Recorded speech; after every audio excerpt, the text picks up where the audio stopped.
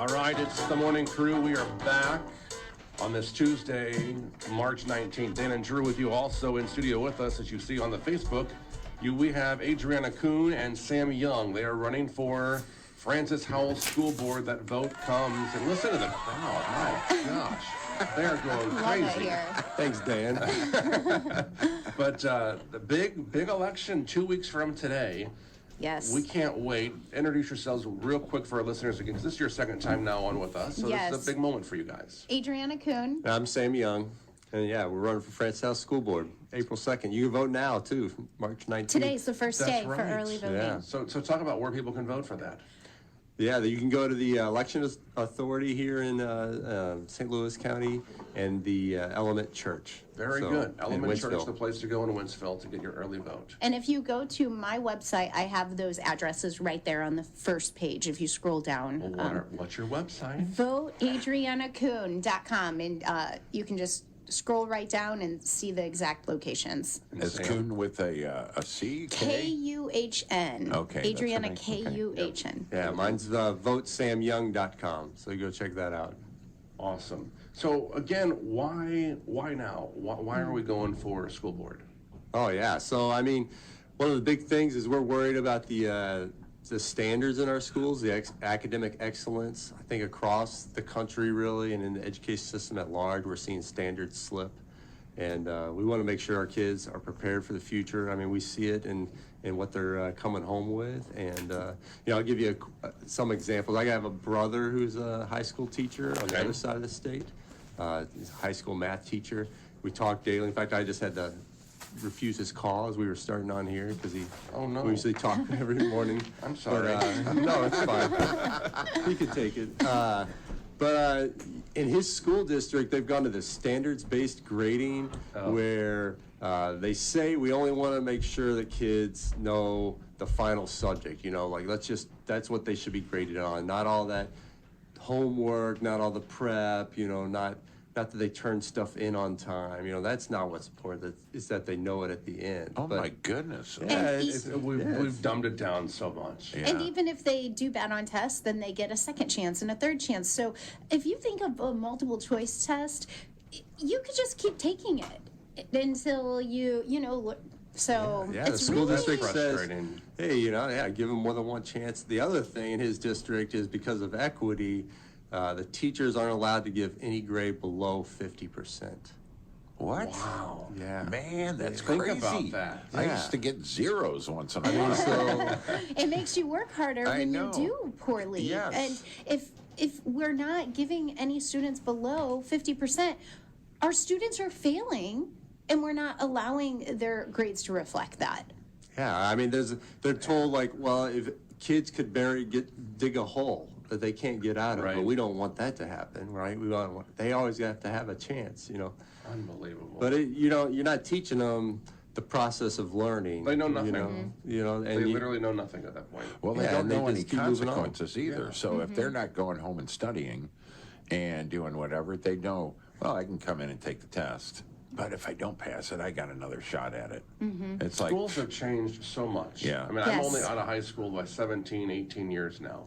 But I feel like it's nothing compared to what I experienced. Yes. I mean, it's just, like I said, I use the term dumbed down. It's like, all right, it's okay. We just, is it the wussification Yes. of our school system? Well, I don't think they look to the future. All they're concerned about is how the kids feel right now in school. I right? even think it's not even about how the kids feel. I think it's the administrators wanting their schools to look good. Right. And they're doing a disservice to our children by not making sure they're properly educated just so their scores are high, just so their grades are high, just so no students are getting held back in grades. But guess what? That's what happens. I know multiple people who had to be held back when we were kids. Yes. And it helped them because then they were on level for the next year. And well, I shouldn't say this. Even my sister had that happen to her. She was Really? held back, and right now she has her doctorate in education. How about and that? she teaches at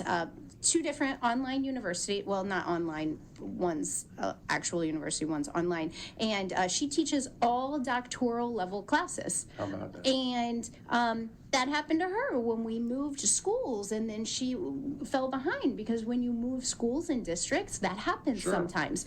And if that wouldn't have happened, where she got back on track, she might not have been able to be where she's at today. Exactly. If you just let them slide, you don't make sure that they're educated properly, they don't know their math, they don't know their reading. This is what you have to do. But right now, she teaches all doctoral level classes. She's been a professor for over 20 years. And her daughter, she sends to a private school. And she says that she knows what's going on in our schools. And that's why she's sending her daughter to a private school. And So that's, yeah. that goes down into a different conversation. I mean, are we losing our kids? You know, from the public schools. I mean, what are the teachers saying about where we stand in the schools now compared to yesteryear? Yeah, I mean, I think we have a real problem in Francis Howell. Our attendance, we're static. You know, over the last 10 years, we're basically static. But the county's growing. More people are moving in. Houses are being built, but we're static. And I think we've talked to several teachers. I've talked to several people who've pulled their kids out of our schools and sent them either private school or homeschool during the pandemic.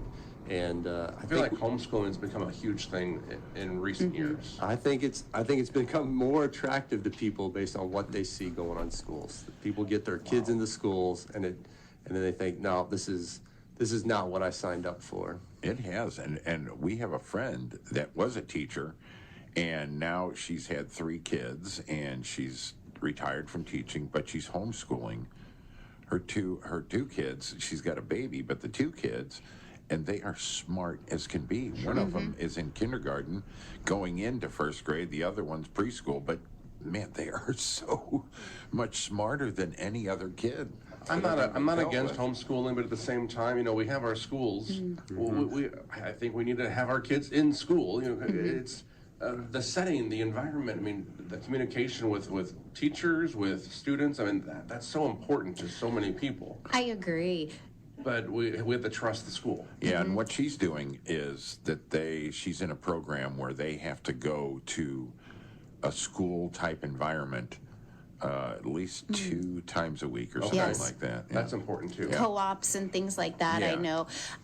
I went to public school my entire life, and I really value our public school systems, and that's why whenever this came up and my kids started school, there's so many aspects, like you're saying, social aspects, and then also opportunities like sports and team building. You get the art teacher, you get the music, you get the gym teacher, you get all these aspects that I think are really valuable in our public schools, and it should be such a hard choice for parents, because with a $280 million budget like Francis Howell has, we should be providing such good education that parents don't want to send their kids to a private school. Private schools don't have such a large budget. Their teachers are paid a third sometimes of what our teachers are paid. We talked to one teacher recently who left Francis Howell to go work at a private school, and she's getting paid a third. Wow. A third. So we have such a larger budget. It should be no comparison. We should have such strong schools and such great educational standards and learning and classical learning, possibly. You know, we should just have so much amazing things in our schools that parents can't even consider the choice. But that's not what's going on right now, and it's a shame. Yeah, I mean, the majority of kids go to public school, and we have to have these schools good. We have to have these schools preparing the kids for the future. You know, it provides these kids a chance to have success later on. We have to provide that. You mentioned teachers. So what's teacher turnover like in Francis Howell? Do we have enough teachers? Are we, hiring teachers? I mean, what's that looking like?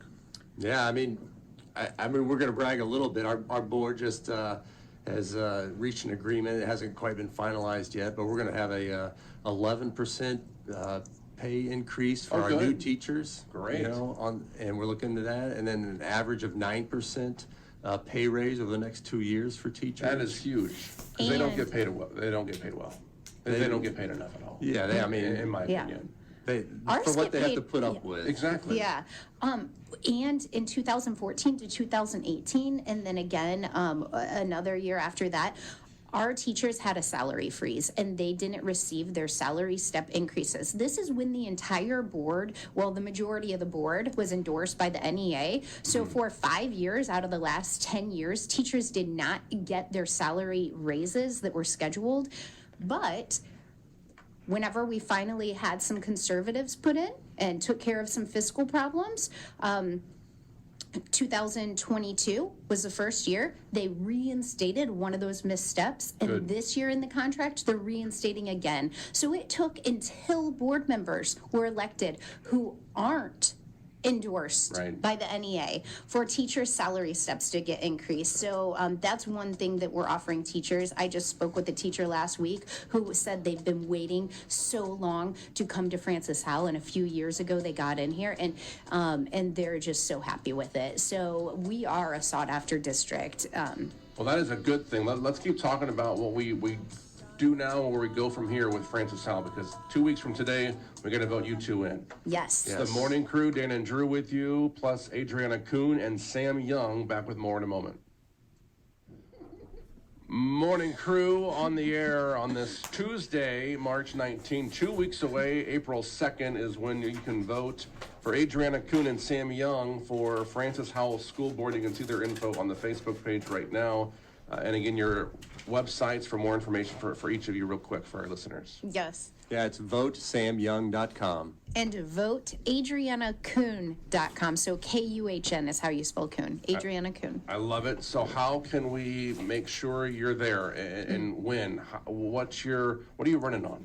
Yeah, one of the things we want to do is make sure we have a great learning environment in our classrooms and our schools. We've been talking to a lot of teachers. We have a lot of teacher support. A lot of them don't feel like they can be very vocal because the Missouri NEA is so exercise so much control in the schools. But the teachers talk about that discipline and disruptions in the classroom are getting out of hand. And for some reason, I don't fully understand it, the administrators are hesitant to punish kids or to have consequences or to remove a disruption out of the classroom. That's so right.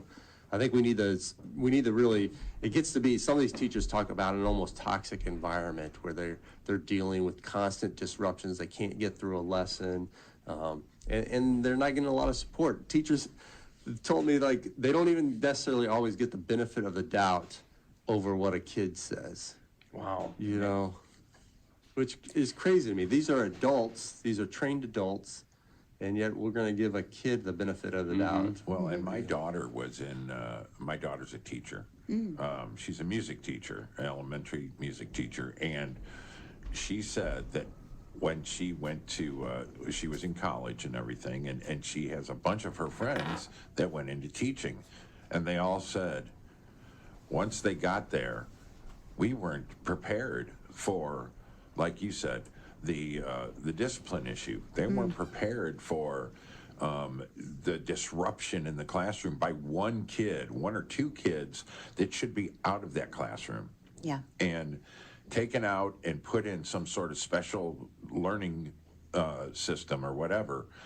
It's so frustrating, I think, for the teachers. Right now, they get taken out and they get put in like a room, like a counselor's room that has toys all in it. Yeah. And so then they get to go play. And then a lot of times when they come back, they'll bribe them with candy. This is real. These are don't even real stories. understand. If you can be good the rest of the class, you'll get this candy. But none of the other kids get the candy. So No. it's almost like they're getting reinforced positively for bad behaviors. I think that needs to stop. They need to go somewhere where, okay, I'm sitting in the hall, this is not fun, or that's for the administrators to decide. But I think something needs to happen where the kids need to not want to get put in that Right. environment, where they get out of the classroom work and go somewhere else that they enjoy. Yeah, they're going to do it every time because it's Right. like, I don't want to do this classwork. I'm going to go get some candy and play with toys. Exactly. We had a teacher talk Disrupting it. about free fries. You know, they pull a kid out who's disruptive and they give Yeah. him free fries and say, hey, behave, and then you get some more. They come back to the classroom with a basket of fries, Oh, and sure. and it doesn't quite make sense, and then there's no discipline. A couple other things that we're running on too: fiscal responsibility is really important for both of us, and parental rights. With fiscal responsibility, why this is so important, just like we were talking about the teachers not getting their pay. We have such a large annual budget, and we're not fully utilizing it properly. So if we were, then we could pay the teachers so much that they just can't help but want to come to Francis Howell, which they already do want to come to Francis Howell, but I want our pay to stay very competitive for our teachers. And then parental rights. We saw this in 2020. It's just very important that we make sure parents are a very important part to our education and the whole scheme of things within our schools, because if the parents are involved, the students do better, the teachers are happier. They are an important part to children's education. Are you worried something comes between now and April, or even the general election is in November? I mean, what happens if we have to shut down our schools again? Oh man, you know, I spent 20 years in the United States Navy, and we're taught to be politically neutral, right? It doesn't matter who's in the White House, who we're taking orders from. And it just amazes me the way that our school system seems to wear their politics on their sleeve, like, you know, like just They don't even hide it openly. anymore. Yeah, and you know, I think our schools should be politically neutral. You know, I think we should people keep that at home. You know, our kids should not be having to deal with what's going to happen between now and November, right? We need to have a safe, politically neutral environment for them to learn in. Yes, I agree too. And one other thing, in 2020, when this all did hit, we did stay open for in-person learning, but I kept emailing the board directors. I kept going to the meetings. One thing that our district did do was all of our 7 board directors that are there to represent the community, the parents, the citizens, they gave over the decision whether we would stay open to the superintendent. And I thought, that is wrong. That's why they're elected. These board members are elected, so instead of one singular voice deciding what we're going to do, it is a board of professional, educated, and elected officials that make the decision for our community. So I don't know what will happen. We never thought 2020 would happen. Sure. Never. No one ever thought that would happen. So I don't know what's going to happen this year, next year, the next year. But when that did happen, I thought, that's what I had started thinking about being on the board, but it was a bad time for me. And this is one reason I want to get on the board, because I don't want to hand over our district's rights to one singular entity. Exactly. I want our board to stand up and do its job and be there in that elected position, make the hard decisions for our district like we should. And response has been strong for you both. I mean, you just had the Defiance St. Patrick's Day parade last week. Yeah, and I that saw was a you guys blast. going down the road. So I think response has been good for you guys. And 2 weeks Yes. away, people need to vote for both of you. Again, your emails and your websites. Yeah, vote samyoung.com. I'm on Facebook also at Sam Young for Francis House School District.